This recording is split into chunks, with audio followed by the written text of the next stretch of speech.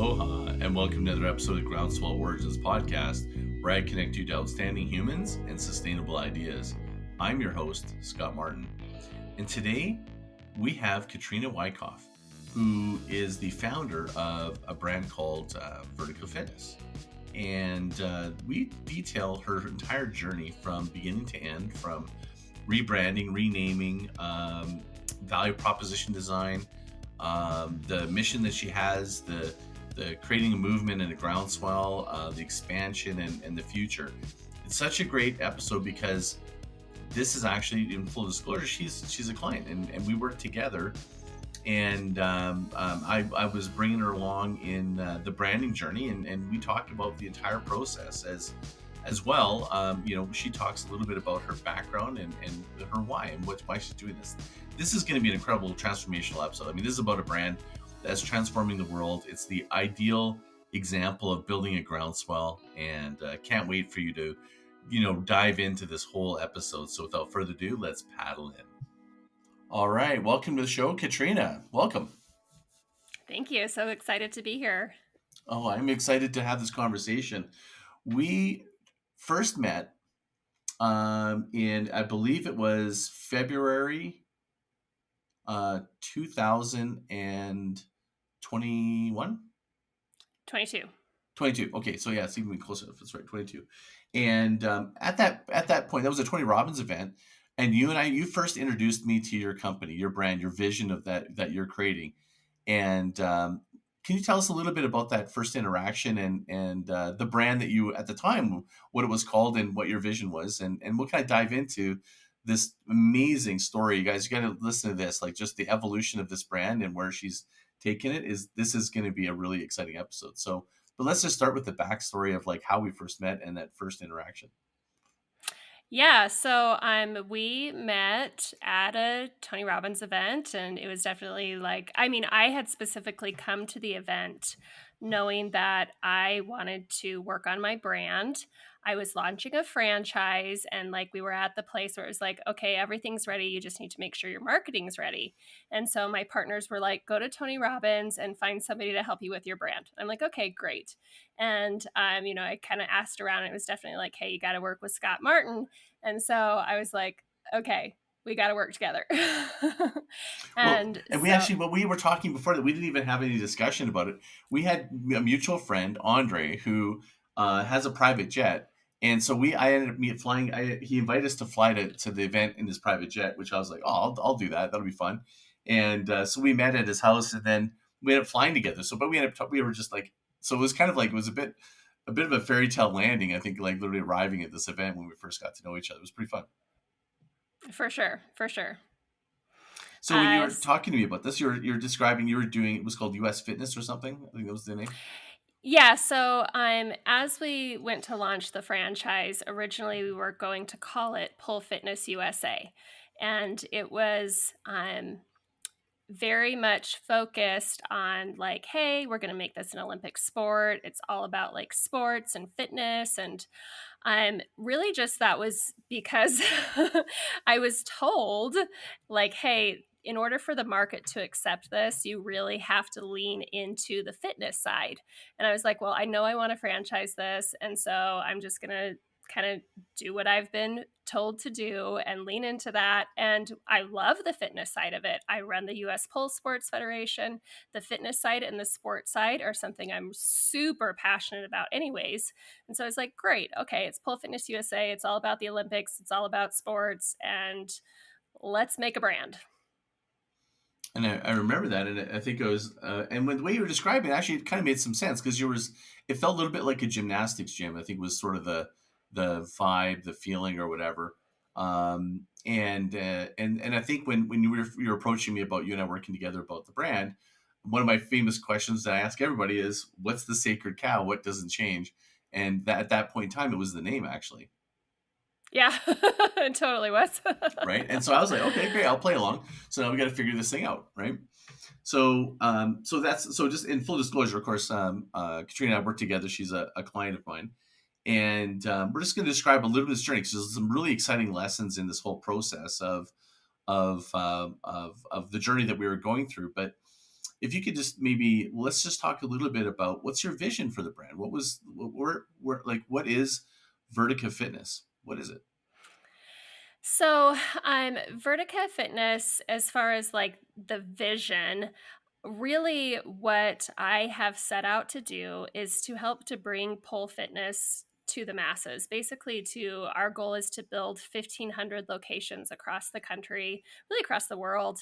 And because I really am just so passionate about what it's about. So, in answer to that question, what it's about is really helping people to establish within themselves their own sense of worth and their own sense, in essence, of belonging.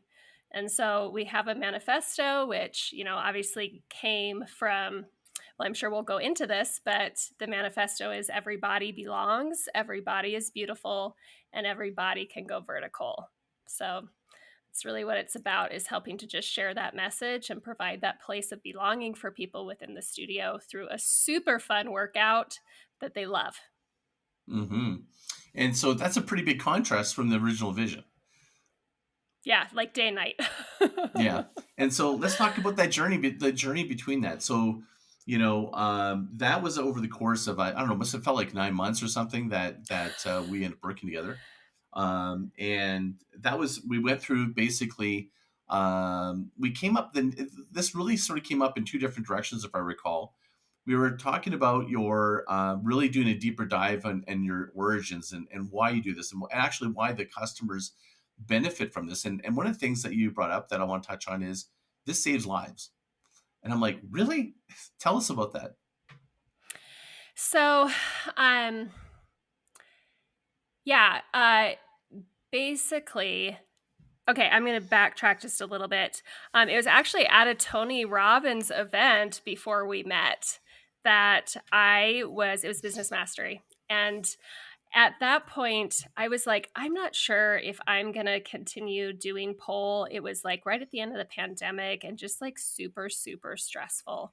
And went through the Tony Robbins event, and it gave me this opportunity to really just connect back to my why of why I do this. And in essence, it comes down to, there have been so many times, like, when people walk into the studio, the first thing that they share with us is usually, I don't have any upper body strength. Like, we just hear that over and over and over again. But now, at the end of their journey, or like, I guess it's not the end, but like at the maturity of their journey, what we hear from them is, Katrina, this literally saved my life. And what happens is, like, these clients share this with us, and it's just over and over again, these people, and it's not like they're broken, but they have gone through something traumatic, which at almost everybody has, right? Almost everybody has a story. Actually, everybody has a story. And so people come and they're just looking for that opportunity to feel safe, for that opportunity to feel like they're enough. And we give them this place where they're able to basically fix themselves. And we hear it over and over again. Katrina, you saved my life. Katrina, you saved my life. Katrina, you saved my life. And that's where, like, at that Tony Robbins event, I was like, I have to do this. I freaking love what I do, right? I love what I do.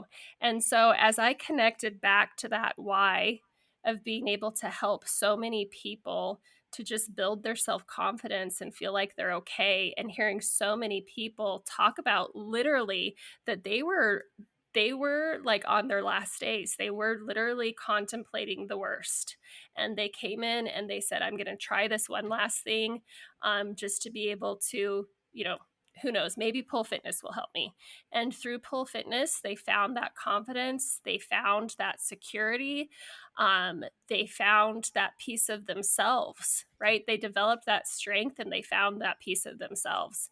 And so, at its essence, that's really what it's all about. And why I'm so passionate about building this is, I know that there are so many people out there that are looking for something, and we have it. Mm-hmm. And I remember when I heard that, I was skeptical. I was like, at first, just going, "Really?" Like, but I became curious, and that curiosity that led through the course of time of us working together, me recognizing and seeing just this incredible vision and that you have, and the potential by shifting.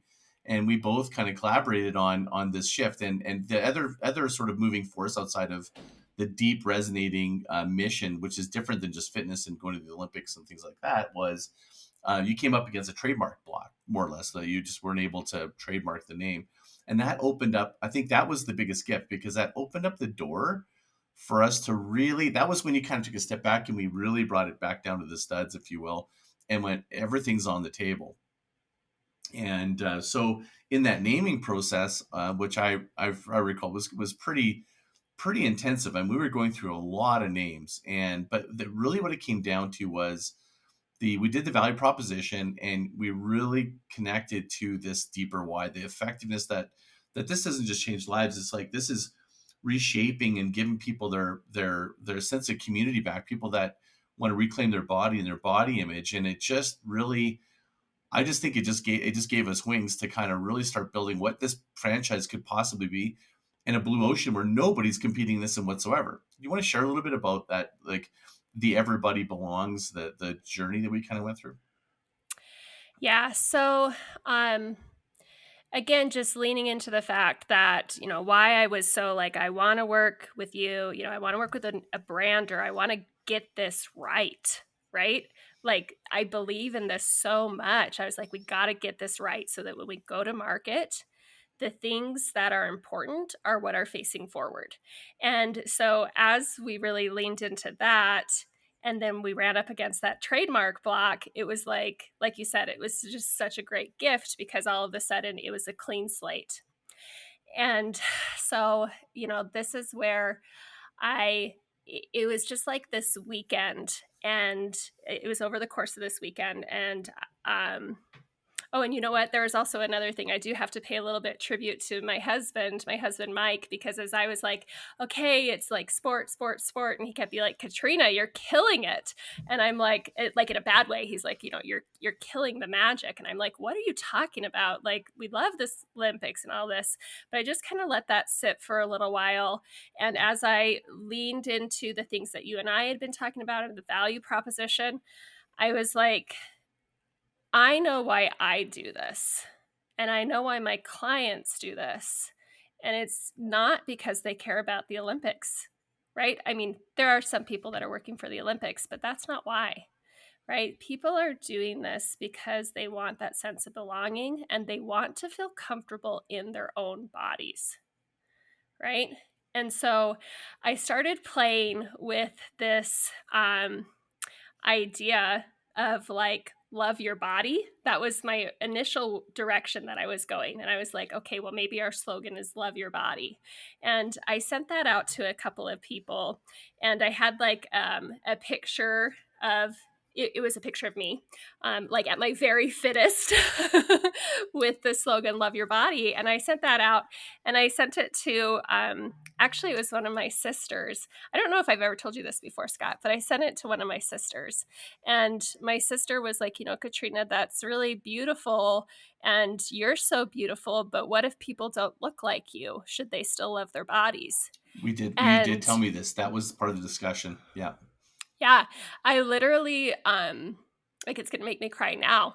Like, I started just, it hit me so hard, because in all honesty, like, I don't look like that picture anymore, right? Like, that was a picture from when I was competing like 6 years ago. And I was like, well, that's not even me anymore. And that's not my sisters. And that's not my clients. And so why am I trying to tell people, hey, you got to look like this in order to love your body? And I was like, I know I'm trying, but I'm missing it still. And that's when I was like, oh my gosh, what I need to tell these people is not, hey, you have to look like this. I need to tell them, you belong here. Right. And like, I was like, that's everything, is for them to understand, hey, you belong here. You're wanted here. This is for you. This is for you. And when you come here, you're going to be loved and accepted exactly as you are. I mean, we're going to do this really cool workout together that's going to help you to get in amazing shape and feel great. But that is all secondary.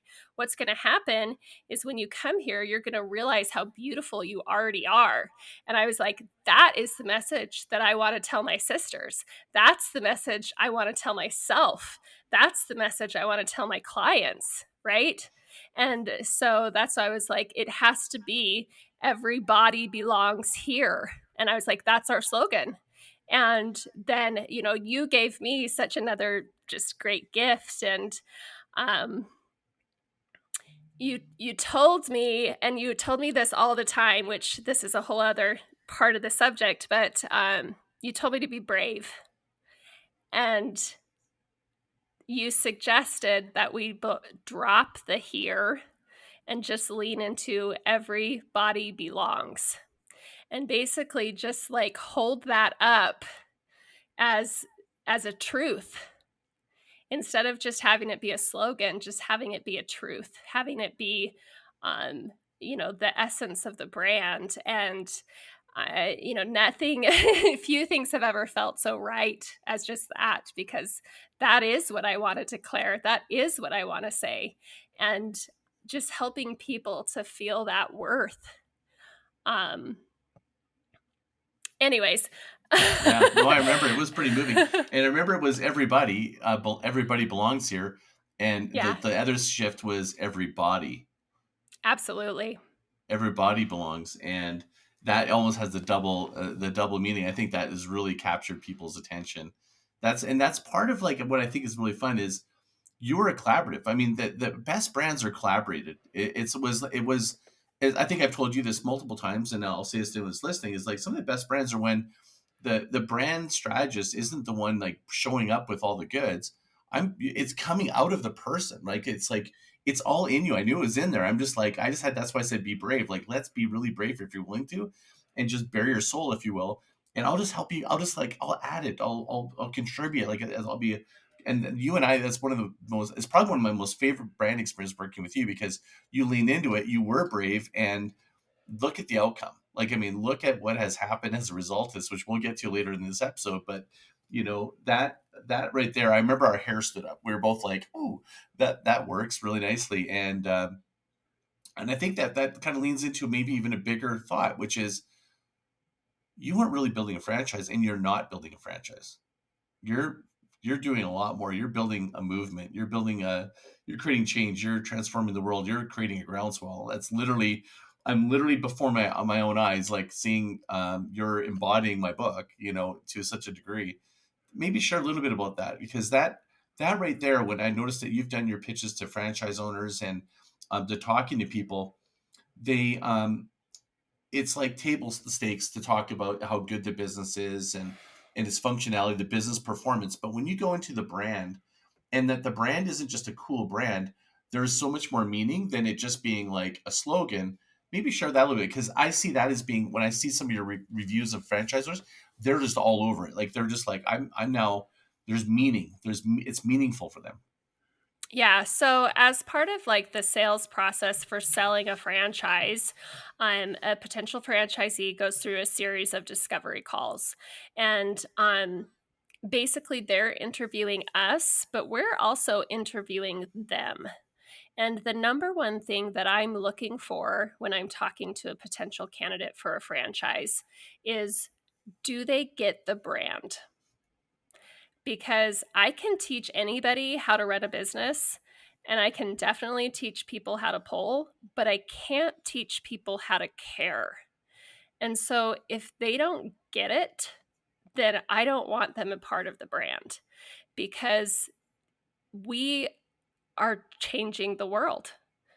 And like I tell them that. And, I say that even though it sounds cliche, we're changing the world one spin at a time. And I know that the world needs this, right? Again, I lean into my sisters and my daughters and just all of my amazing clients. And I want to be the force of change that I didn't have. And I mean, we've talked about this before. I mean, I know you know my story, and I think I talked about it on the last one, but I grew up with an eating disorder, a really horrible eating disorder. And it was, of course, just absolutely debilitating, to the point to where I tried to take my own life, which is why, when all of these things about talking about saving lives and all of these other things, it hits home. It hits home because I've lived it. And it's like, I found a way out of that. I found my own saving grace, and of course, through lots of amazing help and therapy and all of that other stuff. But I want to be the change. I want people to be able to see their value, not just wrapped up in a specific, hey, society says you have to look like this. Right? I want people to be able to be, especially women, but it's so much more than just women, right? As we've created this space, we have had so many men and non-binary people who have also said, hey, this applies to me too. And we're like, yeah, this, sure, absolutely applies to you too. But anyways, just being able to provide that knowledge, that information, that example to the world, that is so needed. And the vision of the brand, the challenge that you were faced with is you're in an industry that has a cultural perception of, and and in fact, I maybe talk a little bit about some of the challenges that you faced with Facebook and stuff in your previous efforts, that were unfairly casting light on this business, because most people view it as strippers and things of that nature that are or something that's objectionable. And your vision of going, this mission is so strong, Scott, we need to make sure. We were doing our value proposition design, and we landed on this one piece. I don't know if you remember this, but we landed this one piece. I remember this so well. It's like this is like literally the case study of case studies in my mind. But it's like we landed on, what are one of the reasons that people do not do this? And it was the stigma of pull.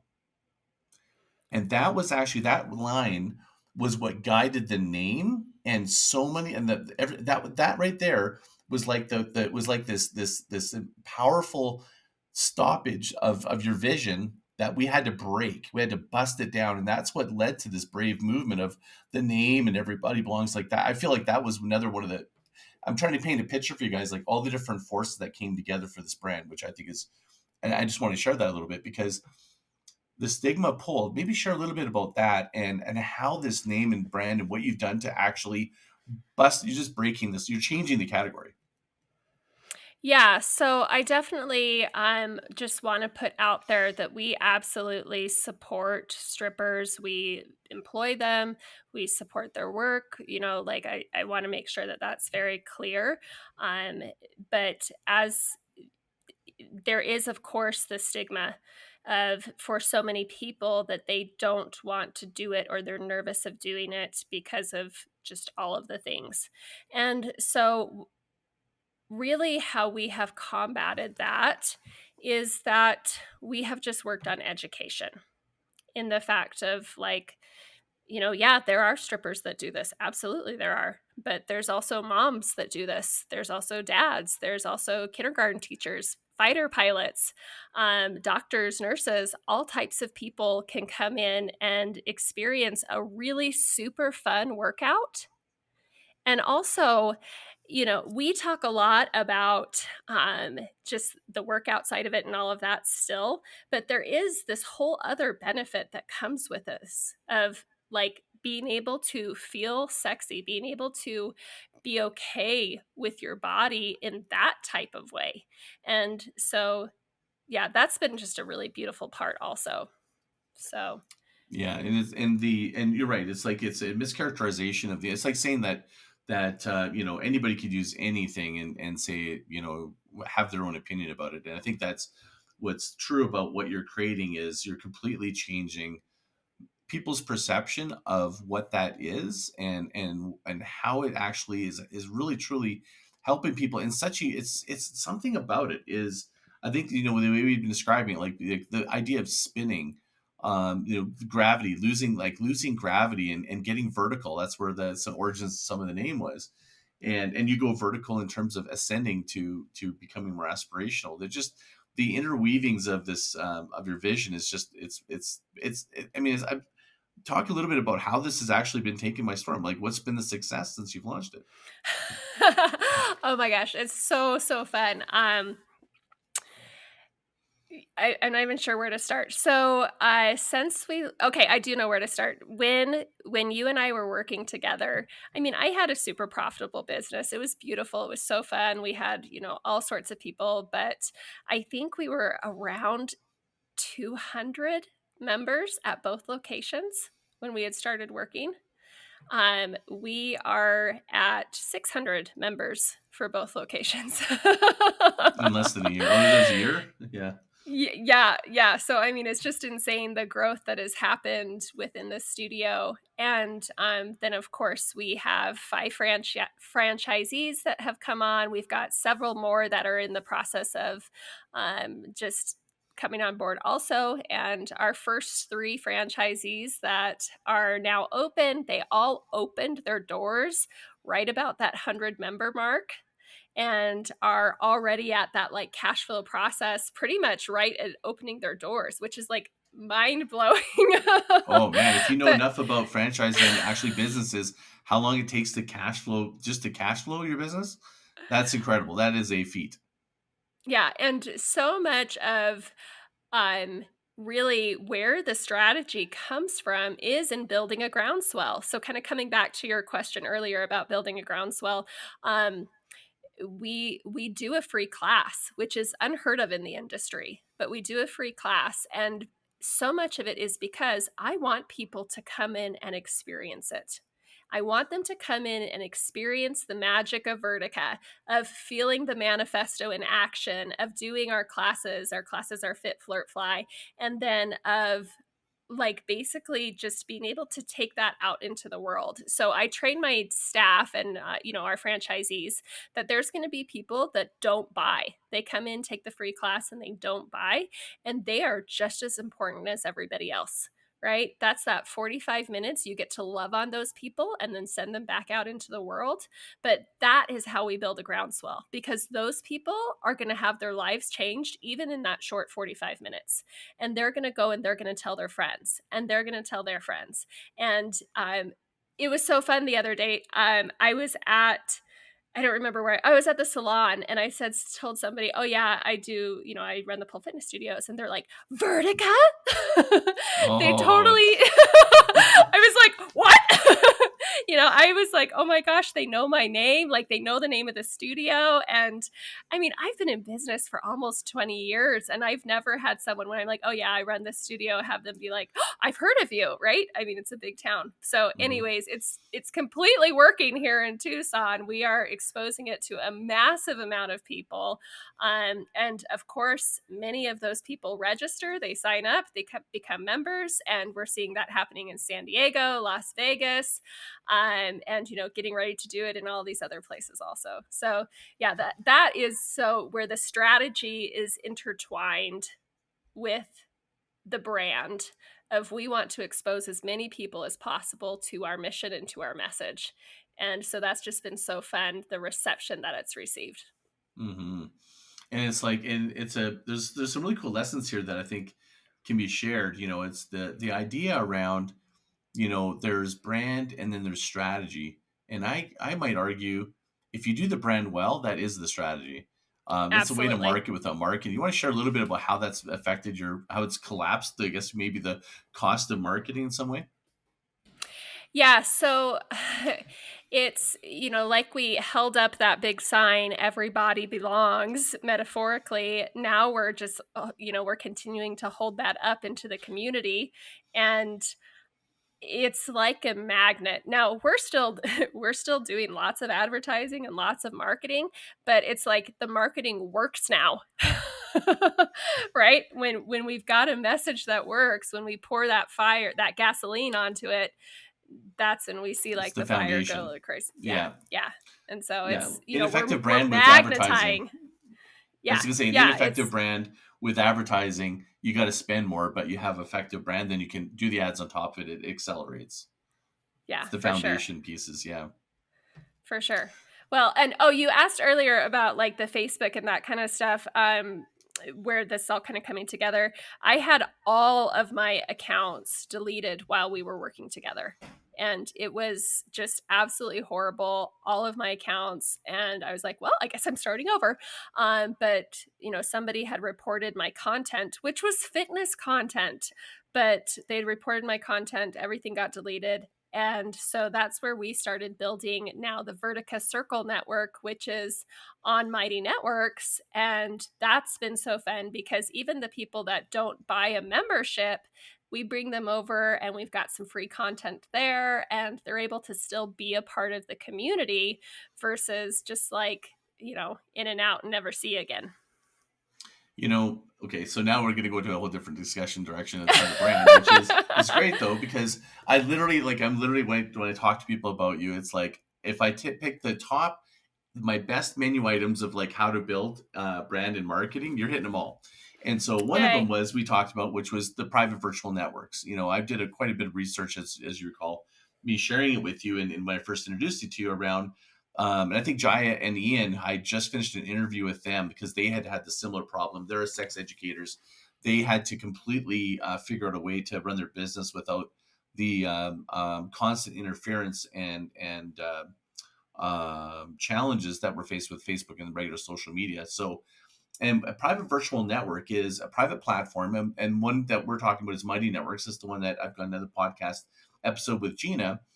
And when I shared if you remember, I shared my interview with Gina. I said, listen, she also has this manifesto.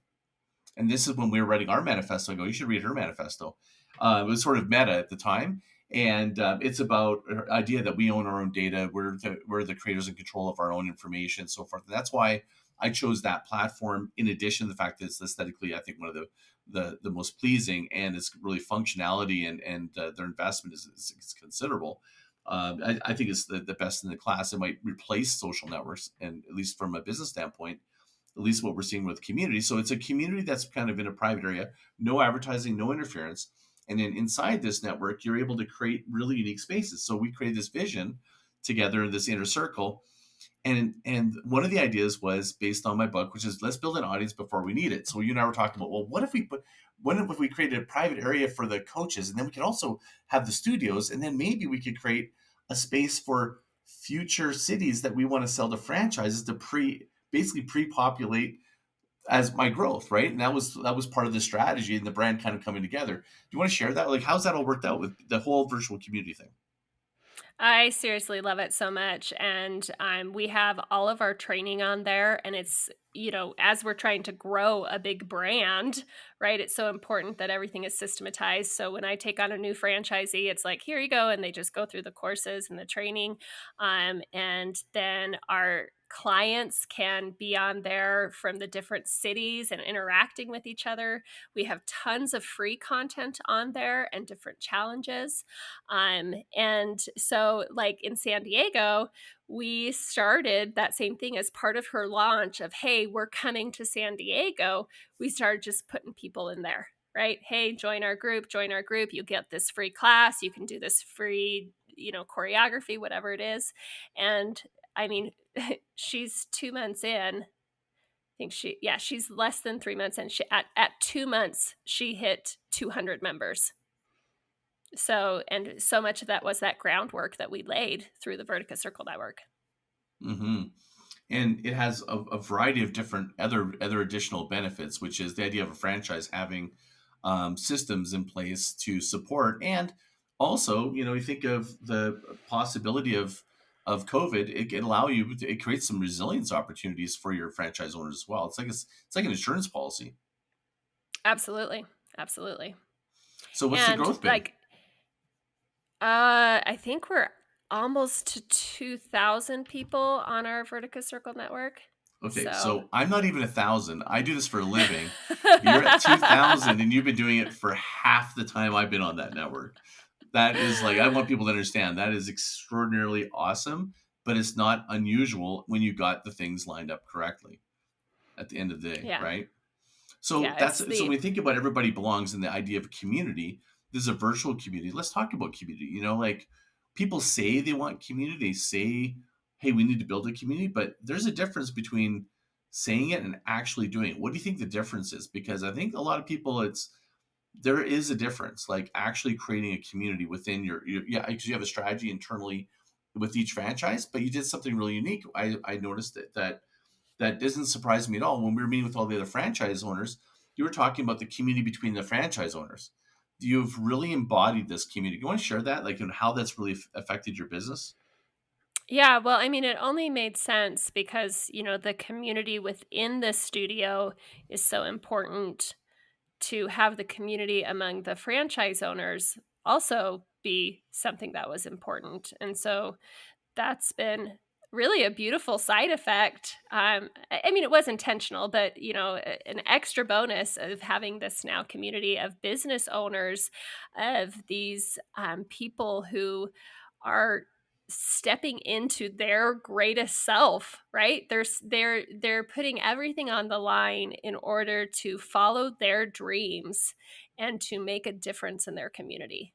And so it's been really great to see them be able to reach out to each other and support each other. And like an example is when San Diego opened. I know I keep talking about San Diego, but when San Diego opened, one of the other franchisees showed up at their grand opening as a surprise and Good was support. there ready. Yeah, they were like literally, let us scrub toilets, sweep floors, whatever you need. We're here to work. We're here to support you. And I was like, that is so cool. That is so beautiful. I've never heard of that happening in any of the other brands. See, that is where it's a groundswell. It no longer it's like you didn't create that. You did create it. You created the space for it, the vision for it, but you didn't actually go, hey guys, you should do this. Like, that's what I think is what is hard to communicate to people done correctly, is the growth becomes invisible without you. It goes exponential, and the cultural field, the relationships go in a totally different direction. Customers and audience are kind of like single serving, but this is different. You're creating relationships inside the studio, cross studio. There was a question, I think, can student from one studio, then if they're visiting another city, can they go to the same studio? And you're like, absolutely. Like the idea of, I can totally see like you having almost another layer of business where people just want to be part of it, to be for the connection, the human connection, let alone the. Yeah, and it really goes back to that idea of like when you build a really strong, clear brand, then everything else becomes clear.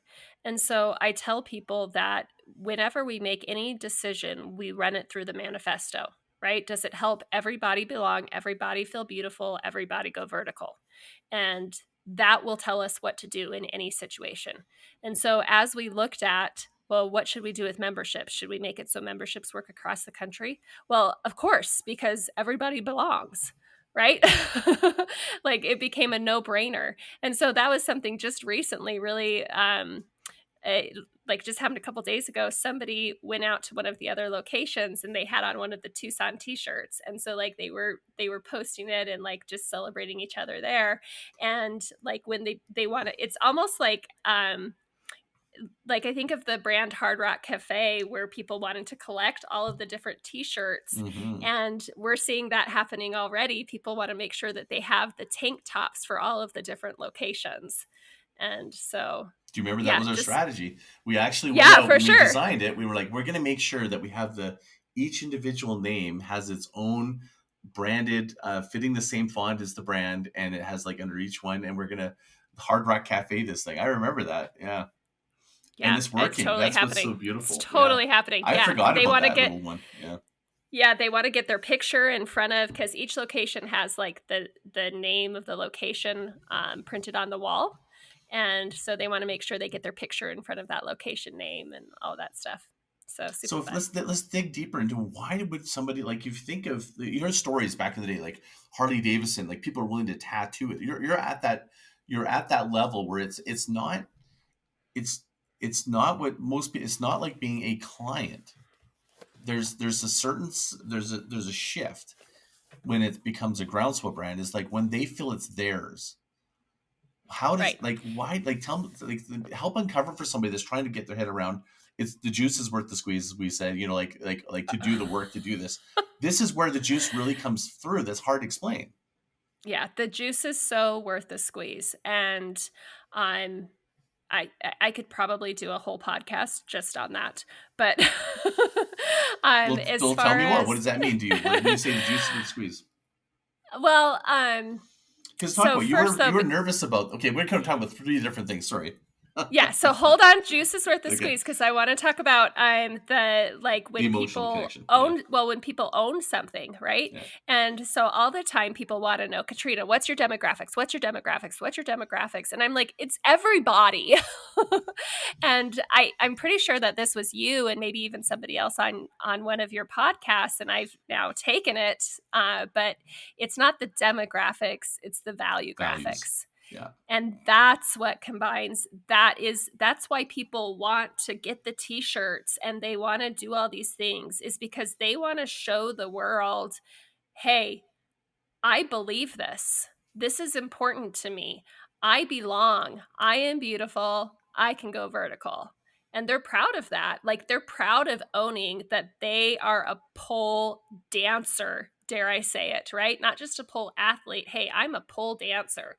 I want to own it. I want to do it. This is me. Mm-hmm. And in fact, you sent me a video of an interview you did with one of your franchise owners, and she was looking for a brand, and it followed the sort of the same logic, the same thinking or whatever. She was looking for something. Went, oh my gosh, I've been looking at this my whole life. Do you want to share that a little bit? Yeah, so we have three organic franchise partners, meaning that they came to us, they sought us out, and then purchased. So typically in the franchise world, how a partnership is made is they go through a broker. And so it's really unheard of for a brand, especially as new as we are, to have this kind of organic traffic. And so one of our, basically the franchisee that you're talking about, had been Googling pole fitness franchises, and when she found us, she was like, that's the one. And she said that she couldn't have built it any better herself, that if she had gone out to build it, she would have built this. So Mm-hmm.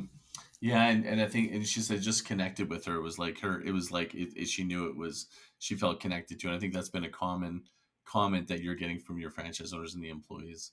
Yeah, that's cool. I forgot about that also, you know, just the idea around how, this is where the ROI, you know, comes back is, you know, if someone's going to buy something at two different options and you have to sell them, it's different than someone seeking, or they find what yeah. they've been looking for. They're buying into what this is. And I think that the fact that it switched from people actually finding out, then that's such an unusual thing for franchises. That speaks to what I think the future growth is going to be. As you get more known, people are going to go, it's a little bit like, why hasn't this been around sooner? It's probably some of the comments you're likely to get, or if you haven't already, right? Yeah, for sure. And I spoke a little bit just as far as like leading into that, the juice is worth the squeeze, and really just tying that in to, well, many things. But first, the fact of like, when we're going on this discovery process with the franchisees, instead of me trying to have to like convince them about something, right? I share my heart, and then they decide if it aligns with them or not. And I told one of the brokers that during my discovery call, that the potential franchisees, they cry. It's very typical. And they were like, what? They cry? Why are they crying? And I was like, that's the kind of connection that we have. That's the kind of connection that we create, right? Because we're extremely clear on what's important to us. We're extremely clear on what we stand for. And so even these people who have never taken a pole fitness class, when we say, hey, this is what it's about, they say, I get it and I want in. And, I literally had somebody on, it was the first official call. I'm the first official call during the discovery process. I had somebody on that call be like, Katrina, send the paperwork. I want in, which is unheard of. Mm-hmm. So, when you're talking about ROI, just being able to speed up time on that, also of being able to have people really want to get in, want to be a part of this is huge.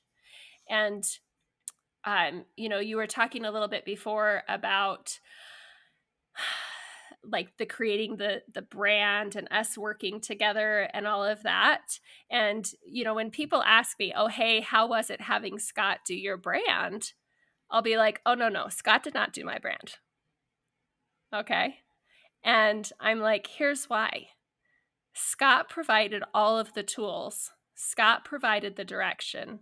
Scott provided the space, but the brand was what was in my heart. And so when you're talking about the juice being worth the squeeze, really in essence, what this has meant to me and why it's so important is because going through this process of building this brand meant that I reconnected, and then connected at such a higher level to what I feel is my ultimate purpose, my highest potential, my greatest good that I can provide out into the world, right? Instead of just going and being like, hey, I want to create a brand that really works and is going to sell well, I was given the opportunity to create a brand that is a piece of me and is the reflection of what I want to put out into the world. And so, I tell people, you only get one life, right? You really just get one chance here to live life at the fullest potential. And I mean, I already feel at some level, I shared my story, like I'm living on borrowed time anyways. Like my life is a gift at this point anyways, just to be able to be here and do this and to be able to just have this chance in general. And so having the juice be worth the squeeze is having that opportunity to step in to how I want to live my life, how I want to experience life, and how I want to do things for other people. And as we were preparing for the podcast, and I was thinking about, hey, what do I want to say? I mean, I'm sure some people find it interesting as far as like building a franchise, and sure, pole fitness is kind of fun to talk about. And certainly the people that are listening care a lot about building a brand in general. But I think that the biggest thing that I got out of this was that advice you gave me to be brave. And so if I could just pay that forward to anyone that's listening, is to be brave. Be brave. Take your one chance at this life and live it as big and as beautifully and as proud and magnificently as you possibly can. Don't be afraid to make big statements. Don't be afraid to stand for something, right? If each one of us were just a little bit braver, if each one of us were just a little bit more authentic, a little bit truer, man, what a beautiful world this would be. So I do hope that I build a groundswell of people loving their bodies, of people caring about each other. But I hope that through you, I hope I'm helping to build this groundswell of people being brave.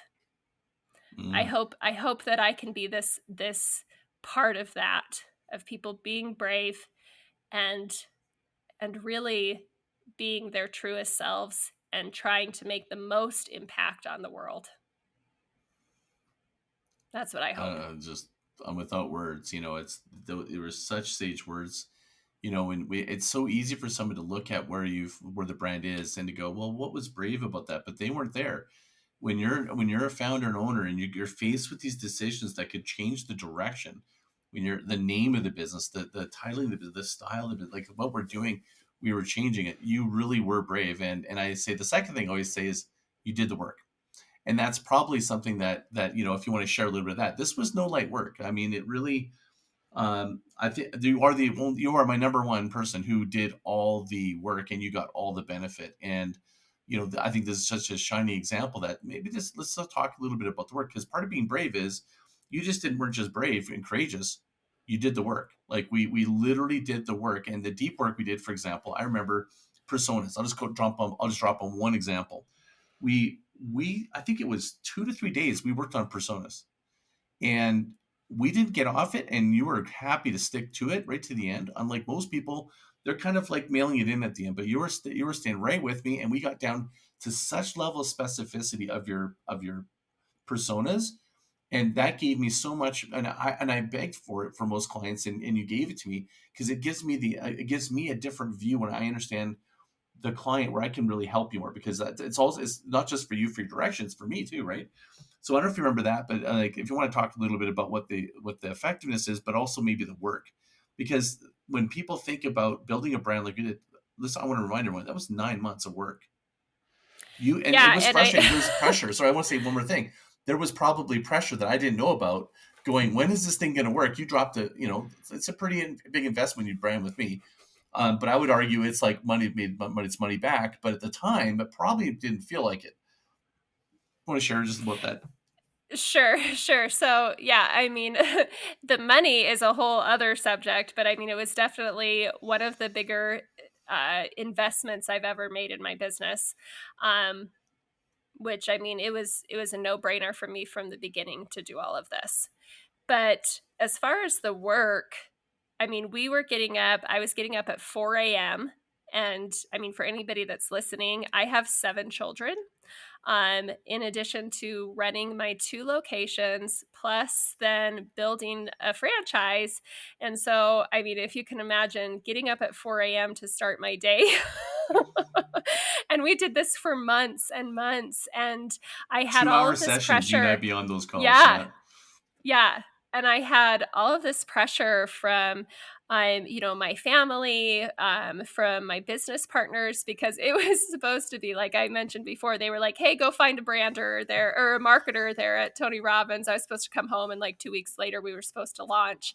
And we actually didn't even launch till that was February. We officially launched in October. So that's how long it delayed everything in order to get it officially launched. And I just kept telling people it's going to be worth it. It's going to be worth it. We can't rush this. It has to be right. Right. And so, yeah, just being willing to put in the time, but then also there's a lot of like heart work. Right. So I guess it's hand in hand with being brave, but being willing to just sit with things and think about things and question every single thing that we were doing, every part of what we were doing, and say, is this the truest form? Is this really a reflection of what we want to put out? And so, I mean, yeah, that was hard. It was I really know, hard to be because sometimes patient. you'd come up with an answer, and I'd go, okay, let's torpedo it. Is this true?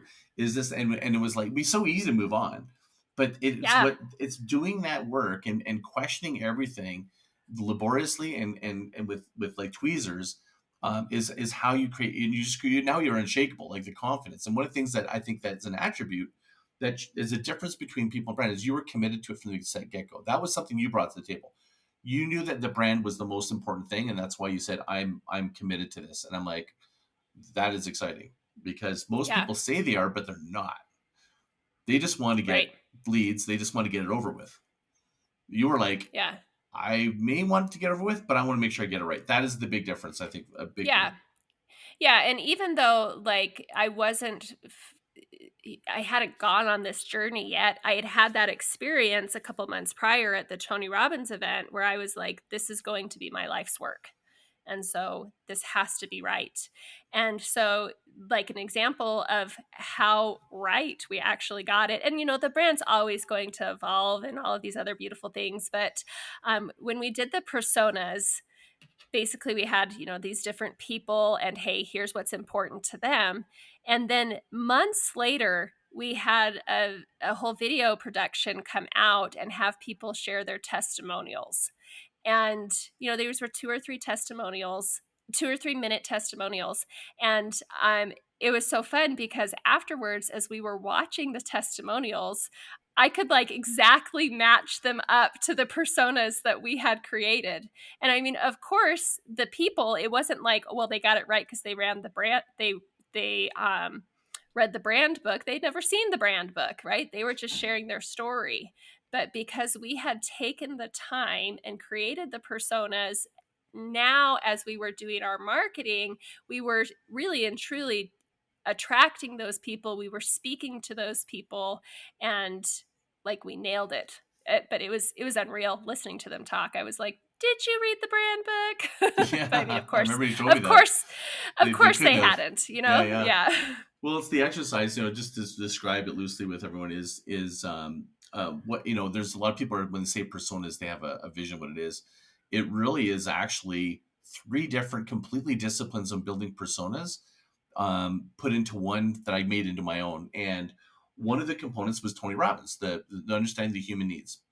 The other is sort of my flair on it, which was head, heart, and motivation. And what's their primary question? What's in their heart? What do they love? It's not something. It's a little bit more about the empathy for them, and what's their motivation in terms of like what would excite them. And then we break down prioritize pains and gains in detail, and then prioritize them. And that's getting inside the head of the values, and then matching that with the value proposition design. So it's so laborious because you got to go through it if you go through the detail, and then we go back and we vet it against our value proposition design. And if I don't know if you guys can listen and follow with that, but that is what it's the juice of the squeeze. It's not quick to do. It's a lot of work, but we have total clarity. Like literally, I feel like that you're so clear about your vision. Yeah. It's showing up that way, and that's probably the difference. Yeah. Yeah, it makes everything so easy because it's like, well, what should I say? Well, I know what to say. I just share my heart, right? But I was able to like have some clarity as far as how do I actually put into words the crazy experiences that I've had and be able to share that. So yeah, for sure. That was And the gift. And I think that's my book. Like my book is, if anyone's reading it or is going to read it, is there's 4 phases: build, give, grow, transform. But build takes up like over half the book. And the reason is because nobody wants to spend the time on the build. That's what we're talking about right now. In the build phase, when you read the book, it's really about that. And the way I describe it, and maybe share with them if you feel this is accurate, but the way I describe it is it's like a bowstring. Like if you're pulling a bowstring back, what happens is it's if you're an entrepreneur, all you want to do is like, let's get going, let's get money. I got cash flow, you got all these pressures. I get it. But to do something that's of significance, that's going to build a groundswell, it's like this resistance going the opposite direction, it feels like. But the benefit is it creates tension, attention. It gives you time to aim. And all that time, you can build anticipation. You can build audience. There's things you can do. So it's not passive. But that energy of build, it is attention. And you are able to hold it longer than most people. Most people have, I don't know of anyone that, you're the one that's gone all the way back till it was done. Most people somewhere in there, and I can just see it. Like that's the only explanation I can describe. And they still succeeded, and they are succeeding, but they didn't to the level. Maybe the other one would be Matt from Rootsu. He definitely did too. So, but does that make sense? Yeah. Does that feel right? Like when I say that? Yeah. And I mean, one of the things that I just know is so true is that energy is everything, right? Mm-hmm. And so you really, you just have to like own that energy. And so like you're talking about being willing to pull back the bowstring, being able to put that energy into it. And, people can't expect for a brand, a business to just magically happen on its own, right? It's that huge pullback that happens. And now after you release, it feels like to other people that things are just happening so on their own. Yeah.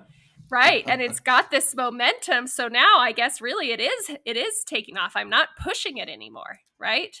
But it was that, yes, being willing to slow down, get it right, pull back with the energy and then aim, right? Mm-hmm. This incredible aim of what the vision is. What does it look like? What's the end?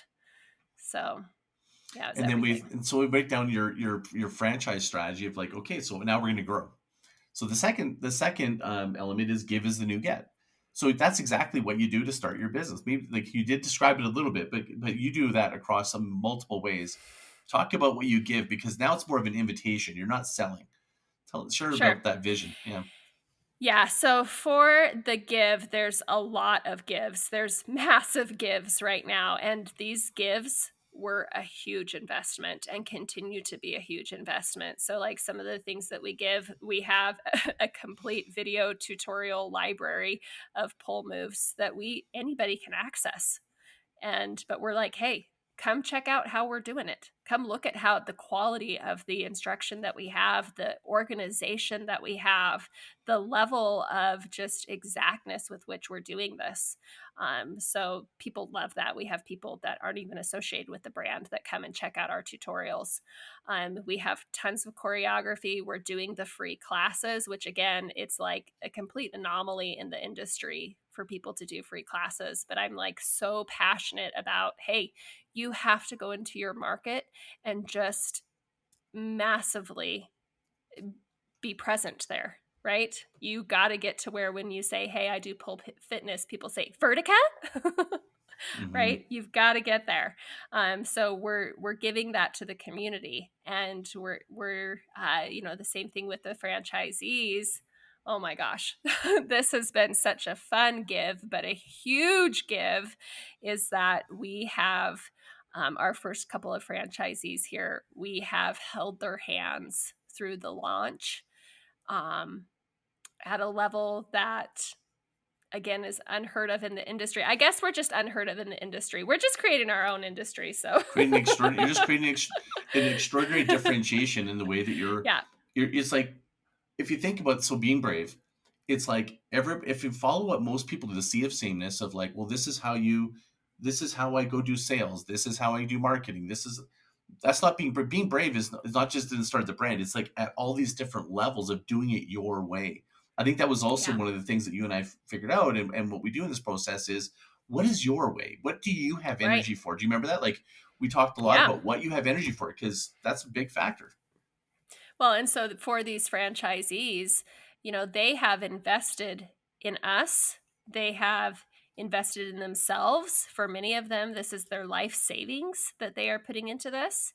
And again, my husband plays such a major part in this brand. As he and I were doing strategy, it's like we have to make sure that no matter what, these people are successful, because we don't know what we don't know yet.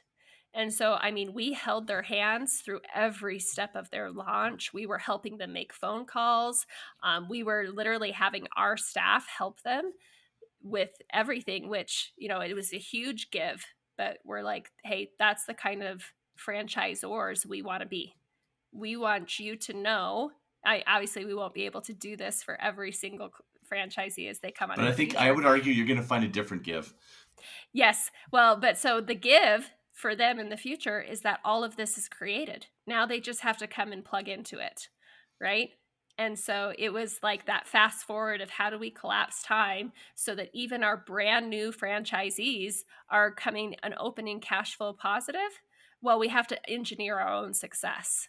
And so that's really what we've done.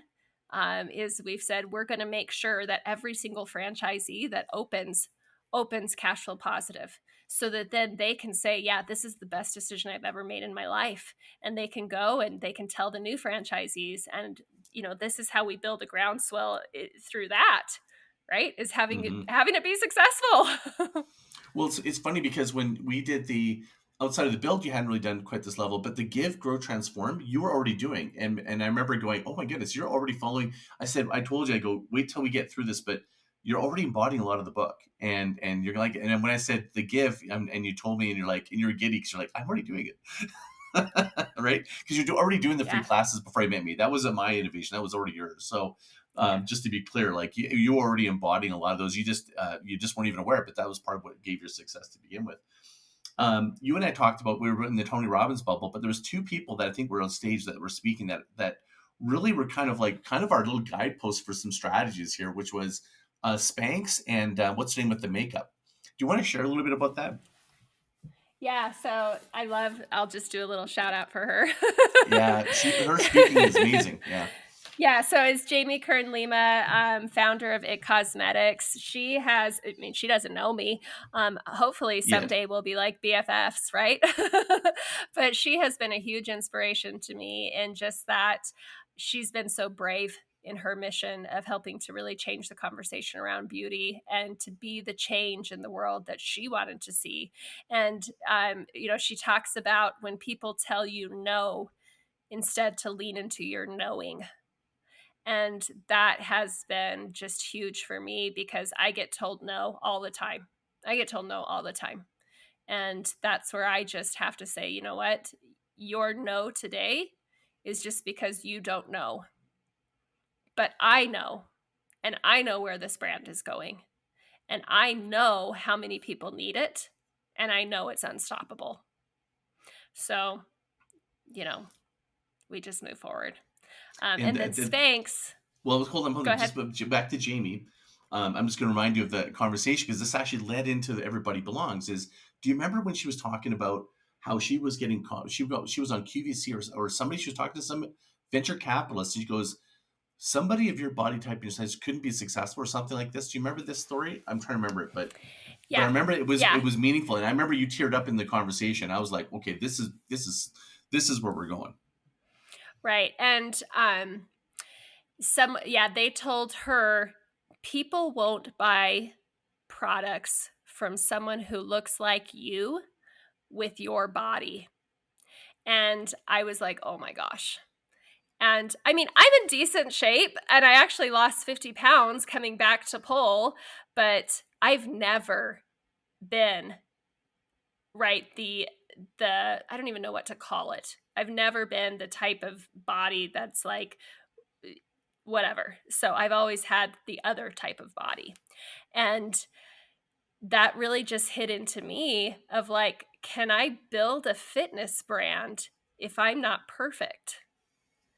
And I was like, well, heck yeah, because everybody needs fitness, right? Everybody needs fitness, not just the super, super, super fit, right?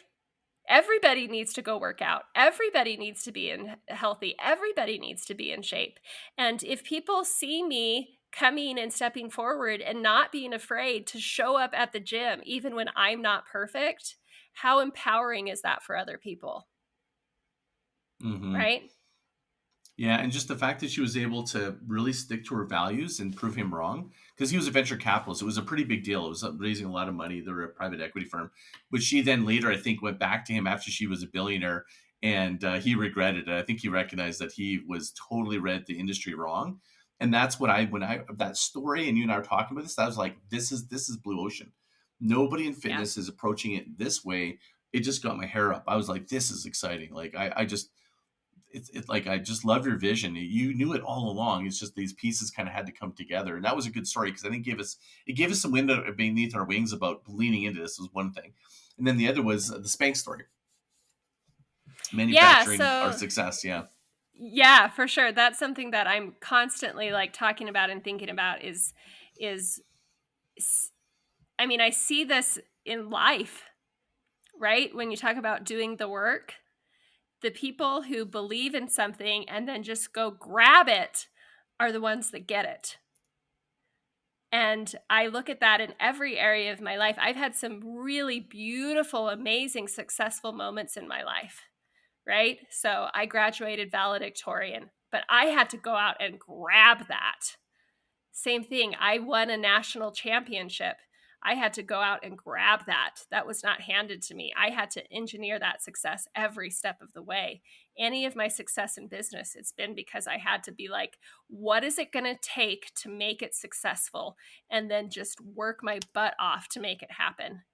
And so that was really an inspiring thing from Sarah Blakely, is she said, what do I have to do to engineer my own success? And so that's the question we're constantly asking, right? We believe in this so much. How do we go out and grab it? How do we make it so that it can't fail? And really and truly, the answer that we came up with was we make sure our franchisees don't fail. We make sure that no matter what happens, that they're successful. We can't have anybody that's the weak link, or that we say, oh, well, it's too bad it didn't work for them, right? Just like we wouldn't say that about one of our clients at the studio. We help all of our clients be successful. We help all of our clients go vertical. We help all of our clients feel like they belong. We help all of our clients feel beautiful. The same thing with our franchisees. That's how we engineer our success with growing this brand, is that every single person that comes in has to feel that they are of value to the brand, not just because of the revenue that they create, but them as a person, their own stories, right? We have to help every single one of them feel like they have value, and that they have what it takes to build this brand, that they belong here, and that they can go vertical, right? We have to help them. We have to give them the tools. We have to hold their hand. We have to stand with them shoulder to shoulder to make sure that they go vertical. And, we see the transformation of the students within the studio. And, I've talked about that a whole lot on here, about how I'm so passionate about that. And that's my life work. But this has been such a fun new level of my life's work, is helping provide that transformation for these franchise owners.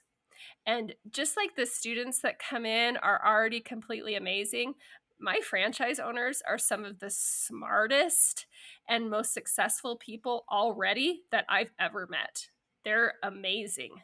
But watching them go through this transformation of stepping up into their power, into their leadership, into their greatest good, oh my gosh, it's mind-blowing. It's so rewarding for me. It's so fun. And yeah, that's been it just coming all together, seeing engineering our own success is engineering their success. Well said. It's like this whole thing is by design, not default.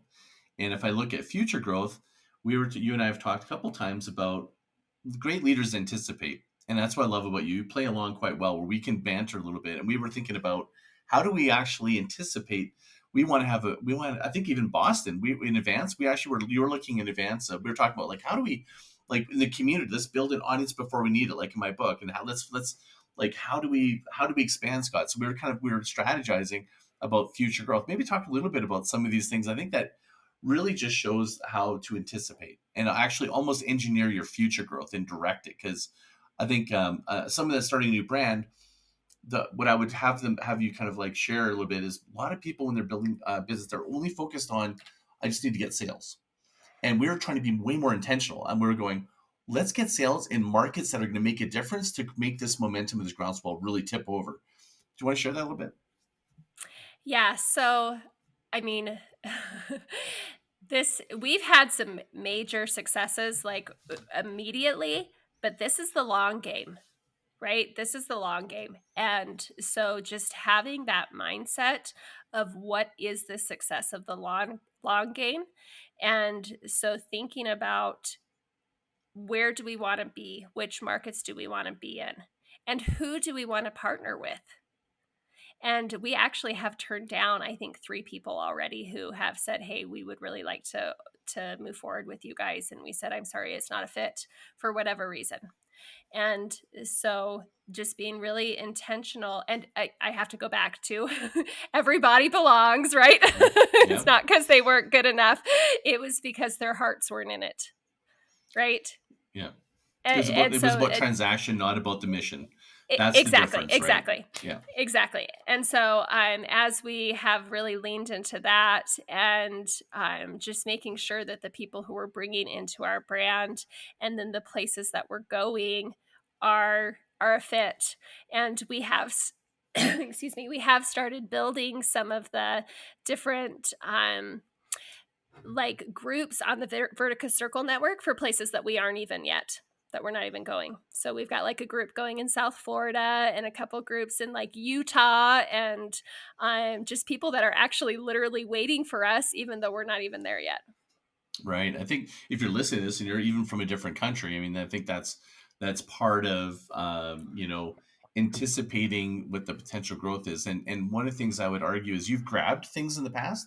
The one thing that maybe you've done differently about this is you've claimed. You're claiming Yes. extraordinary here, right? Yes, absolutely. That's beautiful differentiation.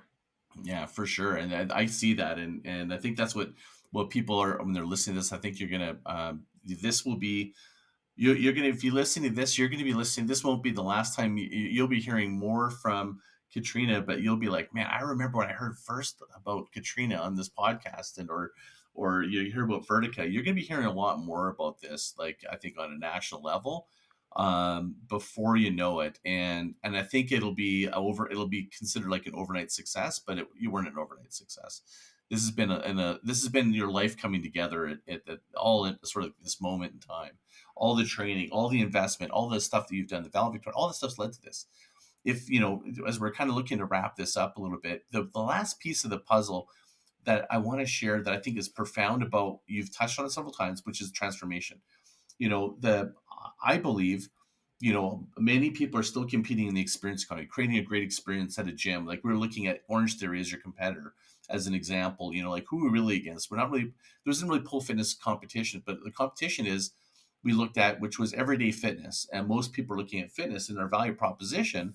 We noticed that people actually, what can be different is progression and people having fun getting fit. Those were the two leading attributes so I'm just quickly say value proposition is motivation equals perceived value minus perceived cost. So the perceived value was, number one was fun getting fit, and the other was progression.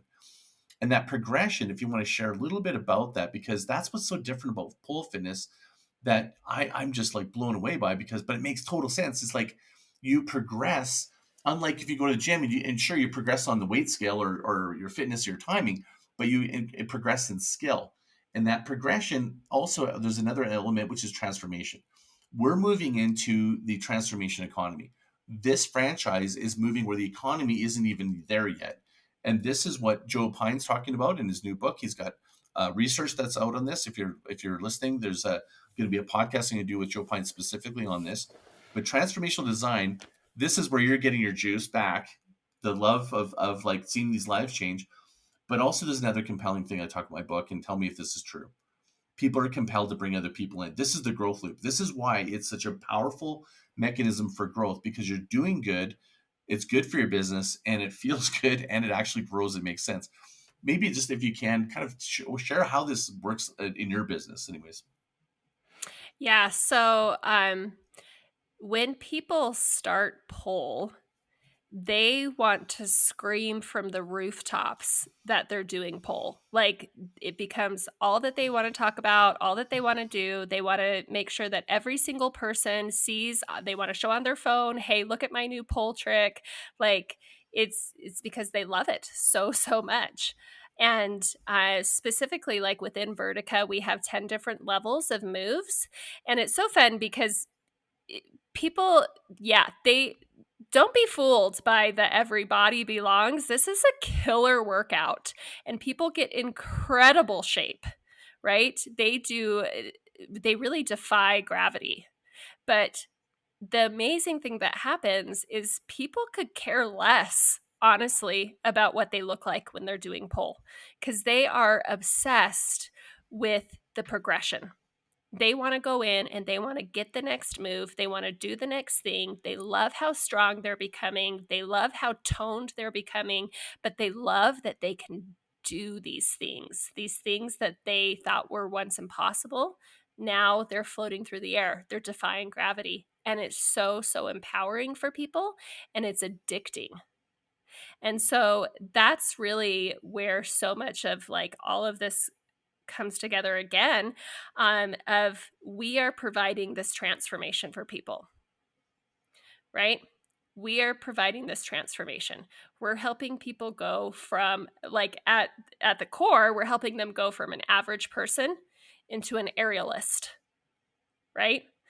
And Along with that, though, what I want to say about the transformation is it's very meta in the form of the exact same thing that happened with the brand is what happens with people. So with the brand, we were being told, hey, we have to be this one way. And as the brand went through this major transformation, the beauty of the brand that came out was actually just within the authenticity of the brand becoming itself. And that is at its core the transformation that happens to our clients, right? The transformation actually becomes a reclamation. They're reclaiming their own identity. They're becoming themselves at the greatest sense. And that is the most beautiful thing, right? So yes, there's major change that's going on, but the beauty is in them really becoming themselves. That's beautiful. Again, it's when you think about the transformation, when they're compelled to tell other people, it's because it's something has changed within them that will never be the same. And that's what compels, Yep. that's what creates these avid fans that are now compelled to tell the people that listen. And it's funny because when you talk about this transformation before, in my mind, so this is just me not knowing the cultural field, I imagined that somebody said anyone could go vertical. And I'm like, okay, cool. So I'm imagining that someone's got to get, but you sent me pictures of these women that I arguably would have maybe misjudged them, but they're totally vertical. Like they're like these larger women and they are ripping up and down these poles and I'm like, it defies, and I'm like, okay, this is changing the way I think the cultural perceptions are in such a big way that it's not, when people think about, well, you're whatever size you are, I just want you to know what I saw. I know if you want to share that a little bit, it's like anybody can go vertical. Like share that maybe a little bit because it's true. That's not a Yeah. hyperbole. Yeah. And I mean, this is literally what we do we help people go from this is how you walk around the pole to this is how you climb the pole to now this is how you defy gravity. And the pole is always just a metaphor for life, right? But so as people come to this workout and they come to this experience and it's hard and they get some bruises and they continue to show up, they get stronger. They develop the skills that are necessary to go to the next level. And I love this about pole. I taught ballet for almost 20 years. And with ballet, I love ballet. Ballet is amazing. It will always hold an amazing, special place in my heart. But with ballet, there were many times when, although I might not have said it out loud as I was working with certain students, it was like, you just might not have the right body type for this, right? Or, hey, this might not actually, you may not be able to be a professional. Now, of course, with my background and everything, I still worked my guts out to help those people become everything that they needed to be. And I personally believe that anybody can do ballet. So I won't go off on that tangent because obviously, anyway, with that though, with pole fitness, anybody can do this. Everybody can do this. Our bodies are made when we go through this kind of stress and we put them in these positions, they're made to grow. They're made to get better. They're made to basically literally rise to the challenge.